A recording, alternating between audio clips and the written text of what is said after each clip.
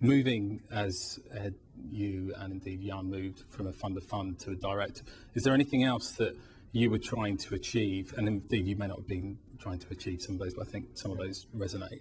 So CalPERS, when they started, they actually went both. They had a direct book and a fund of funds book. But I think one of the most critical things with having a separate account and going direct is that you can construct that portfolio along with the manager to fit your needs and your exposures, and you can be opportunistic. So in several cases, we have our managed account or fund of one, depending on how we implement, has outperformed the flagship portfolio of the hedge funds because we have our own liquidity, so we can take more liquidity risk when we think it's necessary.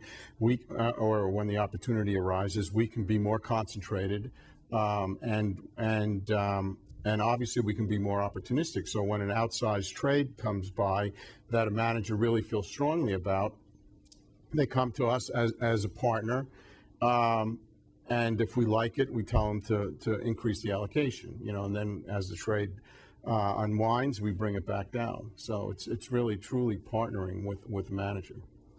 Jan, is there anything you'd like to add to that from PGGM's perspective? No, I think most of the reasons has been mentioned why we decided to move to direct investments as well. And first and foremost, there was cost, no doubt about that. To remove that middle layer of cost, because we had a hard time sort of justifying the added value of that particular cost. Secondly, before we could lower the operational risk, as I said, we had a number of fund of funds ending up in restructuring with the underlying managers, where we had no ways to get capital back. And by now doing managed accounts, we pretty much control that risk ourselves. The other added benefits of the managed accounts is that we also control all the costs ourselves. We know exactly what we're paying for and what we don't want to pay for.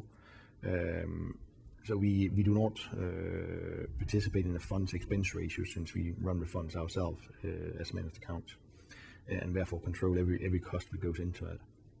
Cisco, did you want to add something? Yeah, for us, the evolution from one model where we presented ourselves to our parent/client as a fund of fund to where we are now, which is much more targeted, is in fact a function of how their understanding of hedge fund has evolved. Originally, they asked of us diversifying assets a little bit like what Ed described. So, LIBOR +4, LIBOR +5, low volatility, capital control. And it was more of a question of, here's my strategic asset allocation and I should have some hedge funds, but they didn't really lift the hood. Now I think they require hedge funds because they realize that there's certain things that they want to do on their balance sheet, which they can't do with traditional investments. And so they partner with us. They want to be in the driving seat in terms of really seeing every step of the way, the selection or whatever. But for me, the big shift between one to the other is that in the past, people didn't really care too much what was in the hedge fund portfolio.